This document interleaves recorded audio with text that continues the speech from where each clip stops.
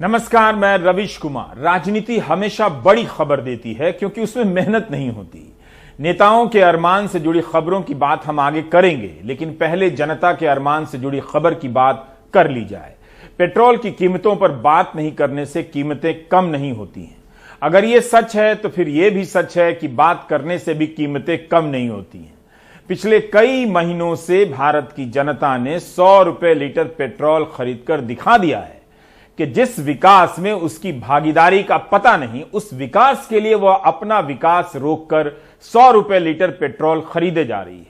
विकास से जनता का विकास भले ना होता हो, लेकिन जनता से विकास का विकास हो सकता है। इसे ऐसे समझें, जनता का विकास बंद है, लेकिन जनता ने विकास का विकास बंद नहीं किया है।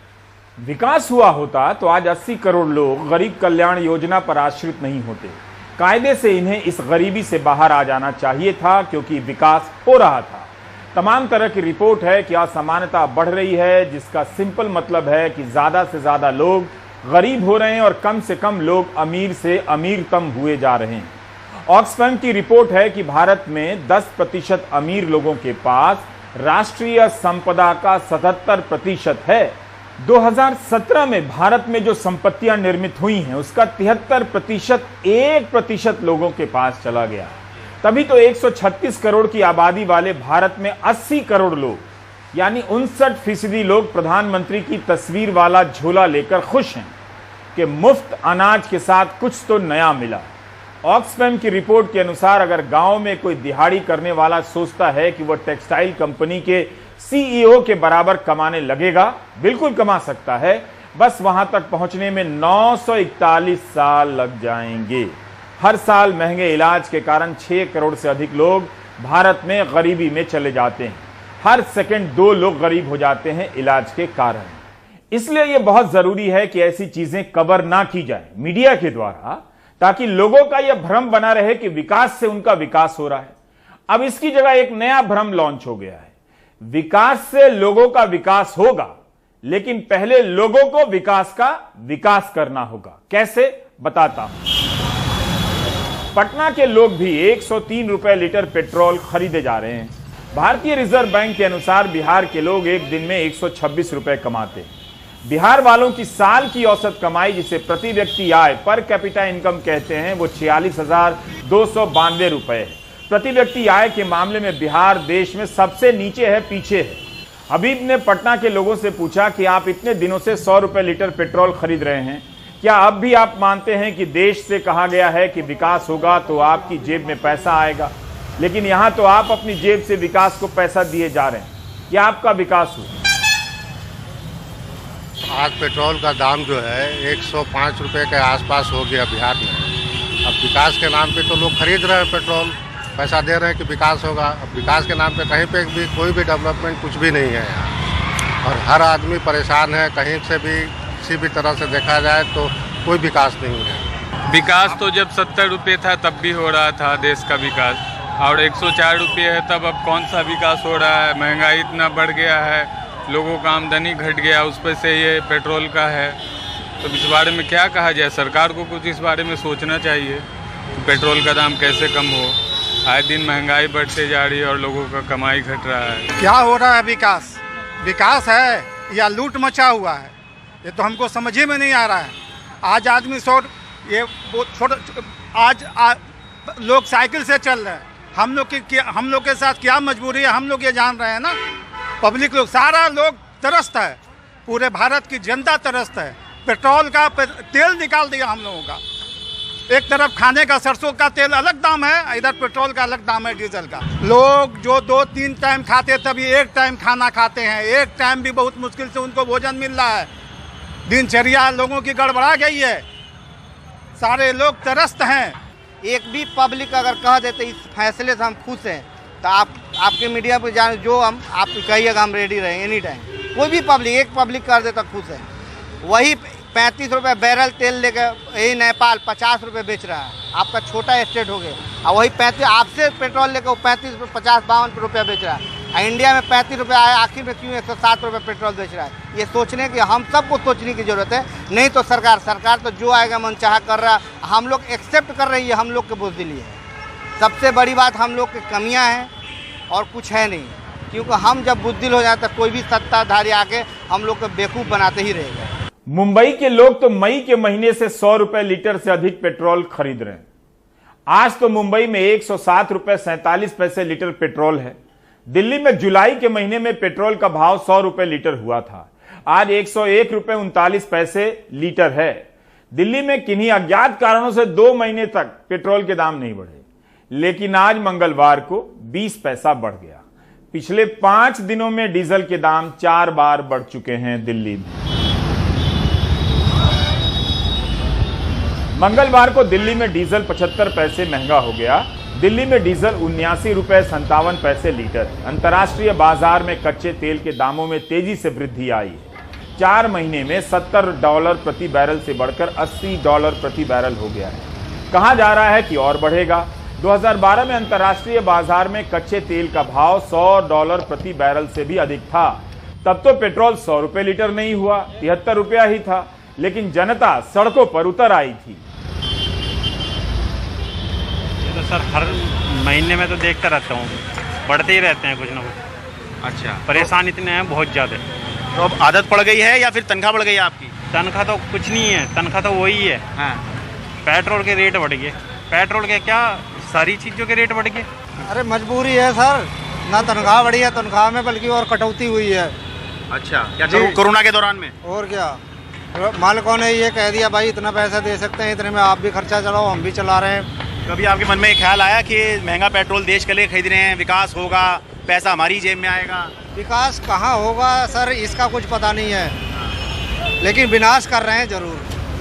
अच्छा। जी बिल्कुल, मतलब पैसा आने की बजाय आपकी जेब से निकल रहा है उल्टा ये तो। और क्या सर, जो जिसके पास जो कुछ रखा हुआ था वो भी खर्चा कर दिया।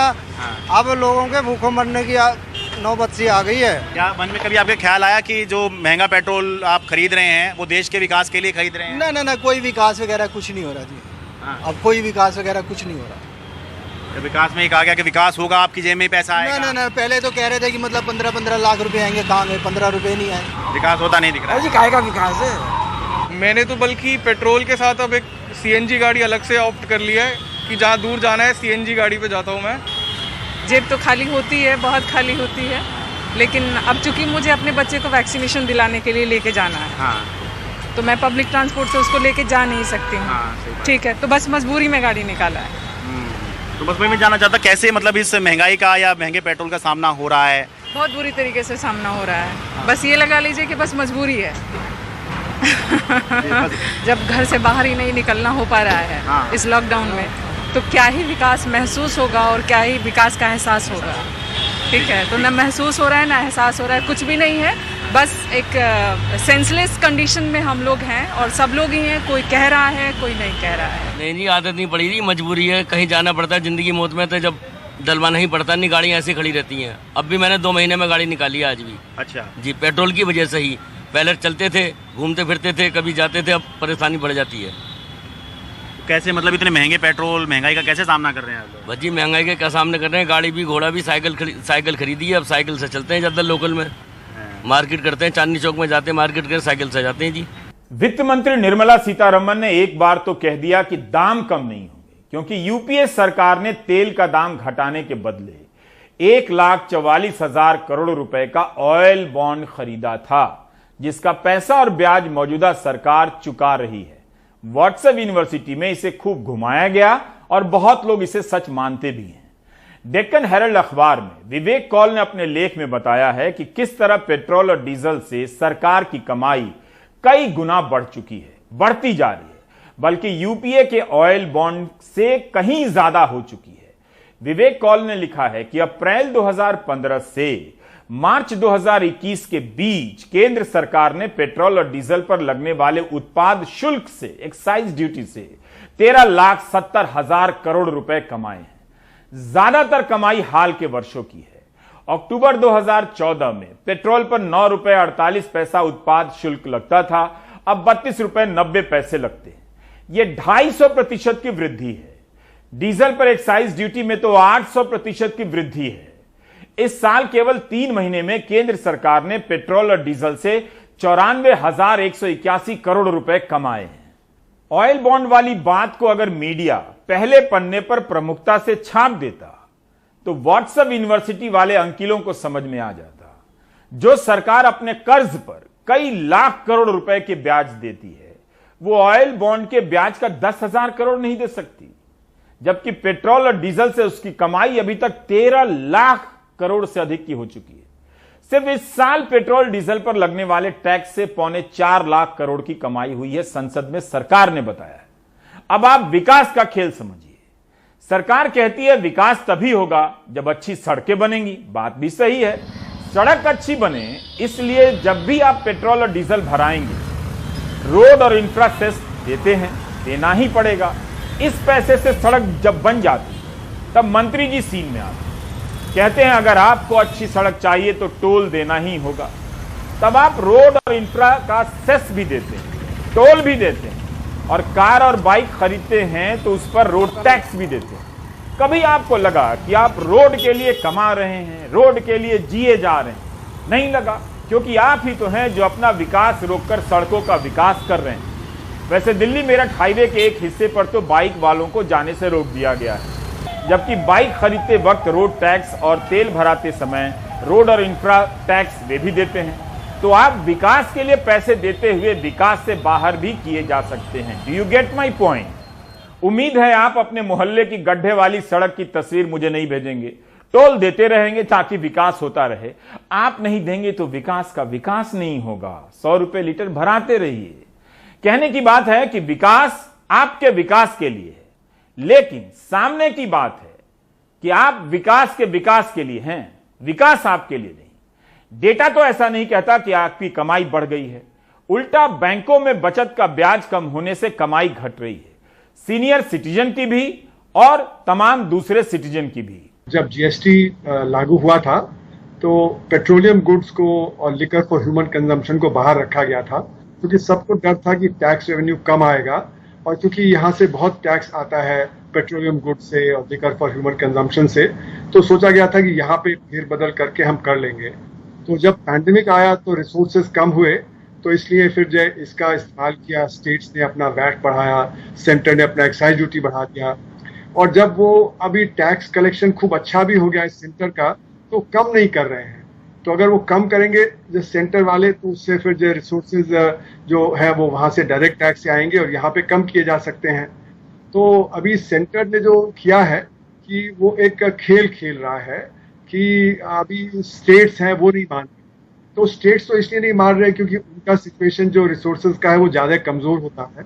सेंटर के पास तो बहुत सारे टैक्स के रिसोर्सेज होते हैं, वो कॉर्पोरेशन टैक्स भी लेता है, इनकम टैक्स भी लेता है, कस्टम ड्यूटी भी लेता है, तो उसके पास ज्यादा रिसोर्सेज हैं, वो ज्यादा अपना फिस्कल डेफिसिट भी बढ़ा सकता है। स्टेट्स के ऊपर तो बंदिश है कि वो 3% भी रख सकता है, तो सेंटर तो अपना फिस्कल डेफिसिट और ज्यादा 3% से बढ़ा के वो 6%, 9% भी कर सकता है। तो इसलिए सेंटर के पास रिसोर्सेज हैं, तो अगर सेंटर चाहे तो वो कम कर सकता है, पर स्टेट्स अपने आप से नहीं कर सकते। ये बात जरूर है कि जो सेंटर टैक्स उठाता है उसका 42% स्टेट्स को जाता है, पर यहाँ पे उन्होंने सेंटर ने बड़ी चालाकी से तो अपना एक्साइज ड्यूटी बढ़ाया, तो वो सेस के द्वारा बढ़ा दिया।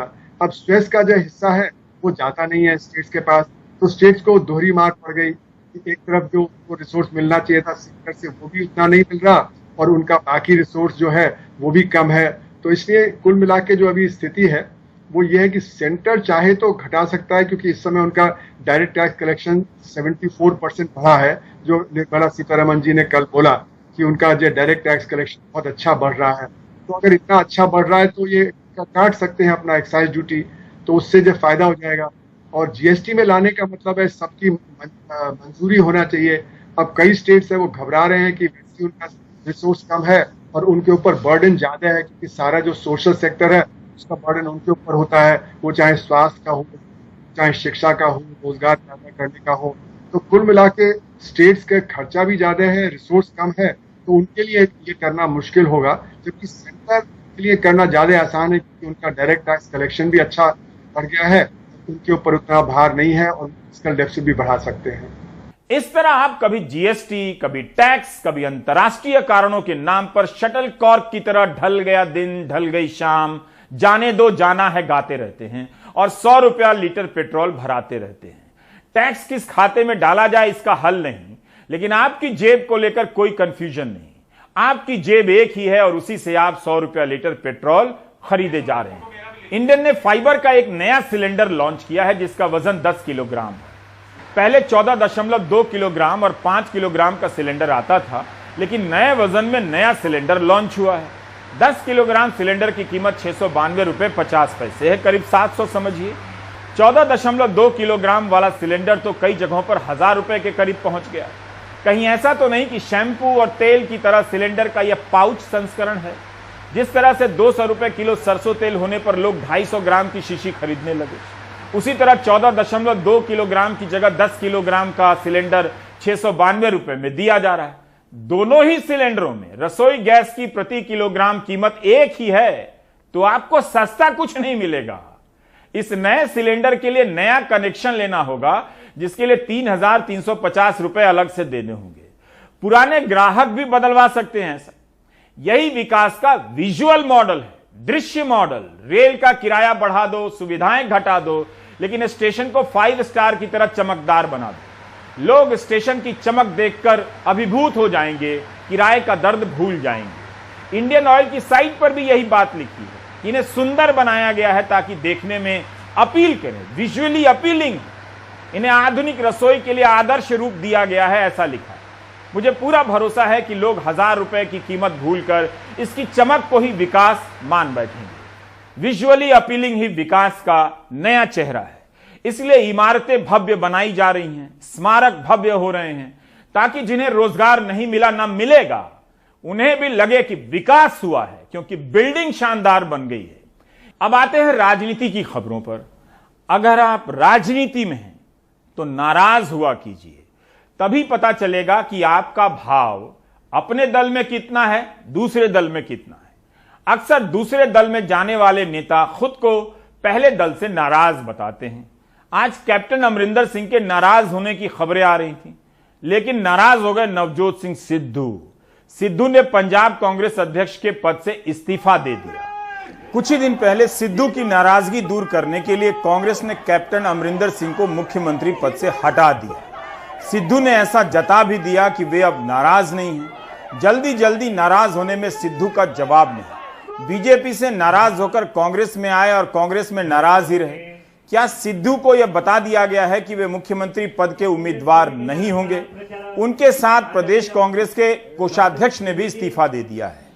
यह तो स्वाभाविक ही है कि जिसे मुख्यमंत्री बनाया गया है 6 महीने के लिए तो नहीं बनाएगा।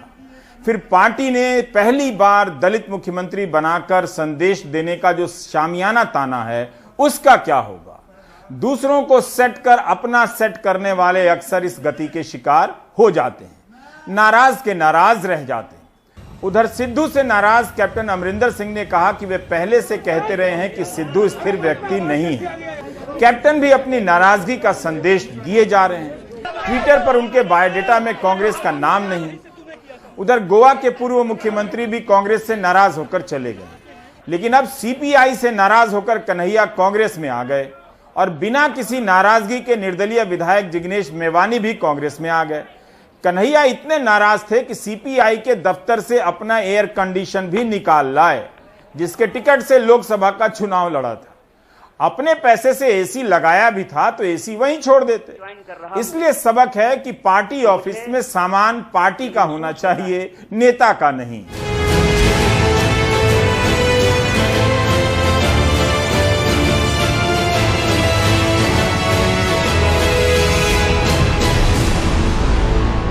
इस देश में कुछ लोग, वो सिर्फ लोग नहीं हैं, वो एक सोच है। वो इस देश की सत्ता पे न सिर्फ काबिज हुए हैं, इस देश की चिंतन परंपरा, संस्कृति, इसका मूल्य, इसका इतिहास, इसका वर्तमान और इसका भविष्य खराब करने की कोशिश कर रहे हैं। इस देश के लाखों करोड़ों नौजवानों को ये लगने लगा है कि अगर कांग्रेस नहीं बचा तो देश नहीं बचेगा। भगत सिंह कहते हैं कि आप व्यक्ति को कुचल सकते हैं, विचारों को नहीं। मॉल में आग लग गया है, दुकान बचाओगे? बस्ती में जब आग लग जाती है ना, बेडरूम की चिंता नहीं करनी चाहिए। इसीलिए हम कांग्रेस पार्टी में शामिल हुए हैं कि कांग्रेस पार्टी वो पार्टी है जो गांधी की विरासत को लेकर के आगे चलेगा। जब विपक्ष कमजोर हो जाता है, सत्ता तानाशाही रुख अख्तियार कर लेती है। जो पार्टी सबसे बड़ी पार्टी है, सबसे बड़ी विपक्षी पार्टी है, उस पार्टी को अगर नहीं बचाया गया, अगर बड़े जहाज को नहीं बचाया गया, छोटी छोटी कश्तियां भी नहीं बचेगी। यह जो ऐतिहासिक जिम्मेवारी है, उस जिम्मेवारी से मैं अपना मुंह नहीं मोड़ सकता हूं। ये जो देश में एक वैचारिक संघर्ष छिड़ा है, उस वैचारिक संघर्ष को कांग्रेस पार्टी ही नेतृत्व दे सकती है। मैं अपने आप को ये जब सवाल पूछता हूं कि मेरा फंडामेंटल फॉरमोस्ट रिस्पॉन्सिबिलिटी ड्यूटी क्या होना चाहिए, तो अंदर से जवाब यही आता है, कुछ भी करके इस मुल्क के संविधान, लोकतंत्र और आइडिया ऑफ इंडिया को बचाना चाहिए। और यदि उसको बचाना है तो मुझे उनके साथ खड़े रहना है जिसने स्वतंत्रता के आंदोलन में न केवल कंट्रीब्यूट किया है, उसको लीड किया है, अंग्रेजों को यहां से खदेड़ कर दिखाया है। और इसीलिए आज मैं इंडियन नेशनल कांग्रेस की इस मंच पर आपके साथ खड़ा हूं।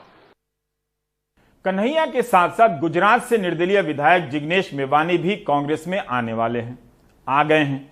2017 के चुनाव में जिग्नेश की उम्मीदवारी के समय कांग्रेस ने अपना उम्मीदवार हटा लिया था। जिग्नेश मेवानी निर्दलीय विधायक रहते हुए भी पूरे देश में दलित मुद्दों को लेकर कई जगहों पर जा चुके हैं और अपना समर्थन दिया है। उनकी एक स्वतंत्र छवि है। उनसे पहले गुजरात से ही हार्दिक पटेल आंदोलन से निकले थे, लेकिन कांग्रेस में आ गए। ओबीसी नेता अल्पेश ठाकुर भी कांग्रेस में आए थे, लेकिन वे बीजेपी में चले गए। इसलिए आने जाने पर ज्यादा जोर शोर से खबर नहीं करनी चाहिए। पता चला कि बुलेटिन खत्म होने से पहले बंदे ने पार्टी में बदल ली, या जिसे आना था वो नहीं आया।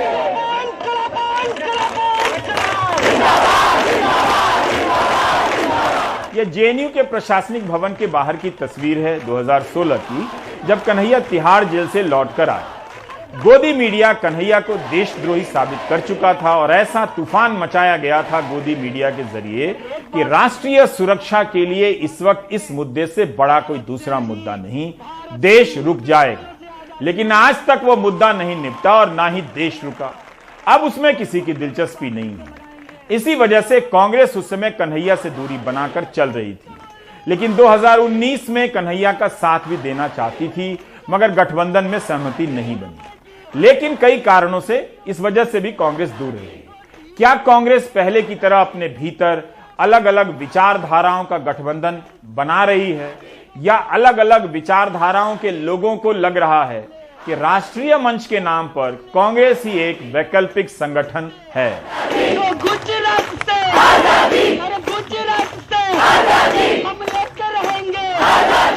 जिग्नेश और कन्हैया दोनों ही कई मुद्दों पर अलग राय रखते हैं। उनकी मुखरता क्या कांग्रेस को बदल पाएगी या कांग्रेस उन्हें बदल देगी? उमा शंकर की ये रिपोर्ट कि उनके आने को लेकर क्या क्या हुआ। शहीद भगत सिंह की जयंती के मौके पर दिल्ली के आईटीओ में राहुल गांधी ने भगत सिंह की प्रतिमा पर माल्यार्पण किया। इस मौके पर कन्हैया कुमार और जिग्नेश मेवानी भी मौजूद रहे।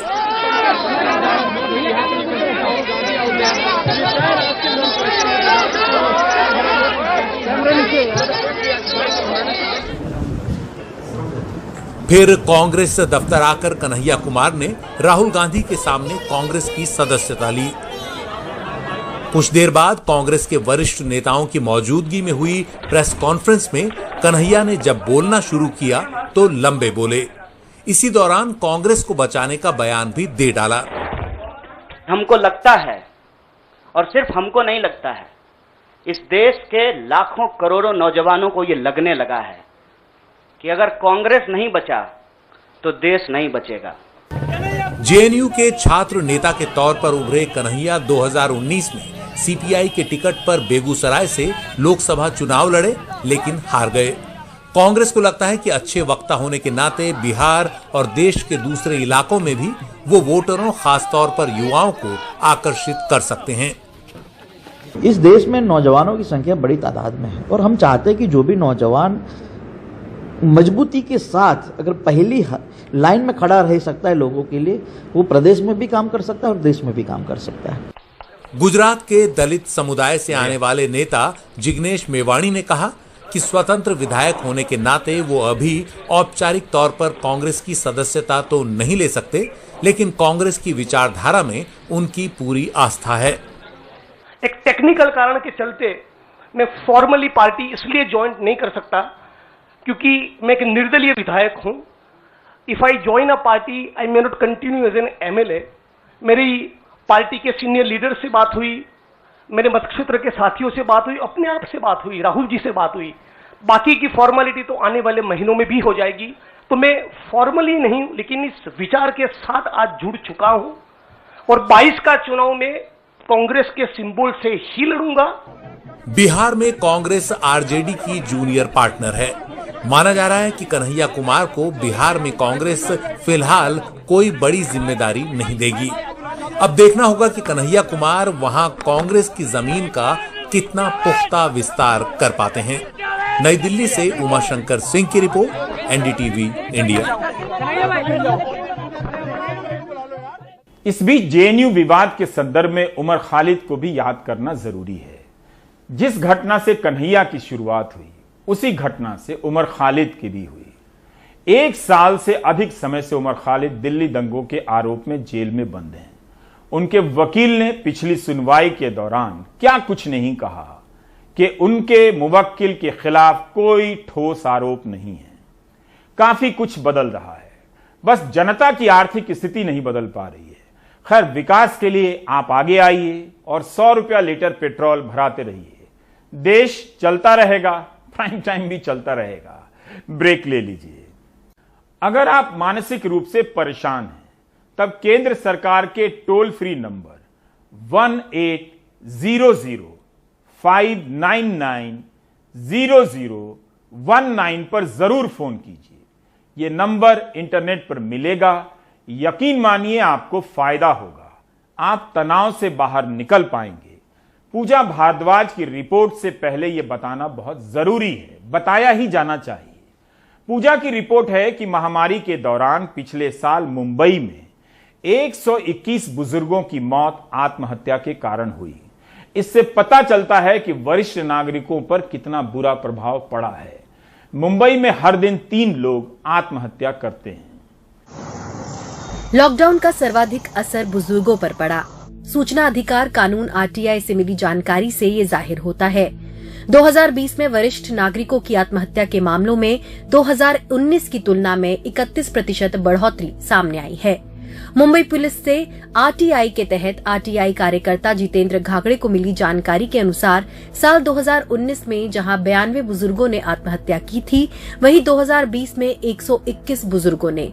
इनमें बुजुर्ग महिलाओं की आत्महत्या के मामलों में 60% बढ़ोतरी दिखती है, तो वहीं बुजुर्ग पुरुषों की आत्महत्या का आंकड़ा 21% बढ़ा है। साल 2020 में कुल 1282 लोगों ने आत्महत्या की, यानी हर रोज औसतन 3 लोगों ने मौत को गले लगाया, जबकि 2019 में यह आंकड़ा 1229 था। आंकड़े बताते हैं कि लॉकडाउन के दौरान हुए आर्थिक नुकसान, बेरोजगारी आदि से पुरुष ज्यादा मानसिक तौर से परेशान हुए। 18 से 60 साल के पुरुषों में आत्महत्या 14% बढ़ी है। साल 2019 में यह आंकड़ा 715 था, जो 2020 में बढ़कर 816 हो गया। तो वहीं 18 से 60 साल आयु की महिलाओं में आत्महत्या की घटनाओं में 13% की कमी आई है। साल 2019 में 312 महिलाओं ने आत्महत्या की थी। 2020 में यह आंकड़ा घटकर 269 हो गया। वहीं 18 साल से कम उम्र की ऐसी घटनाओं में 13% की कमी आई है। लॉकडाउन का लोगों के मानसिक आरोग्य पर और उनके आर्थिक परिस्थिति पे कितना बुरा असर होगा, इसका सरकार ने बिल्कुल परवाह नहीं की थी और इसी की वजह से जो आत्महत्या की संख्या है उसमें बढ़ोतरी हुई है। जो सीनियर सिटीजन है, ज्येष्ठ नागरिक है, उनकी संख्या में 30% से बढ़ोतरी हुई है और इसका प्रमुख कारण यह है कि जो ज्येष्ठ नागरिक है दूसरों पे डिपेंड रहते हैं और उनकी जो बेसिक सर्विसेज है वो लॉकडाउन में उनको मिल नहीं पाई और उसी के डिप्रेशन में आके बहुत सीनियर सिटीजन्स ने आत्महत्या की है। वैसे मुंबई के साइन हॉस्पिटल के मनोचिकित्सक बताते हैं कि उनके यहाँ रोजाना पहुँच रहे 40 मानसिक रोगियों में 5 बुजुर्ग ही इलाज के लिए आते हैं। हमारे यहाँ साइन अस्पताल में साइकियाट्री डिपार्टमेंट में रोज़ समझो 40 नए पेशेंट आते हैं, उसमें से 5 60+ रहते हैं। जो कॉमन बीमारी है जिसे हम लोग डिप्रेशन कहते हैं, डिप्रेशन सभी को हो सकता है, बच्चों को हो सकता है और स्त्रियों को, महिलाओं को हो सकता है, पुरुषों को हो सकता है। वैसे सीनियर सिटीज़न को भी डिप्रेशन नाम की बीमारी हो सकती है। तो डिप्रेशन की बीमारी में उदास लगता है, निराश लगता है, खुशी महसूस नहीं होती है। और ये बीमारी में बहुत सीवियर डिप्रेशन है तो आत्महत्या के विचार भी आ सकते हैं। कोविड बीमारी से सबसे ज्यादा बुजुर्गों को बचाने की कोशिश रही। सख्त लॉकडाउन और संक्रमण का खतरा कई वरिष्ठों को डिप्रेशन का शिकार बना गया। मुंबई से पूजा भारद्वाज की रिपोर्ट, एनडीटीवी इंडिया के लिए। आप देख रहे थे प्राइम टाइम। नमस्कार।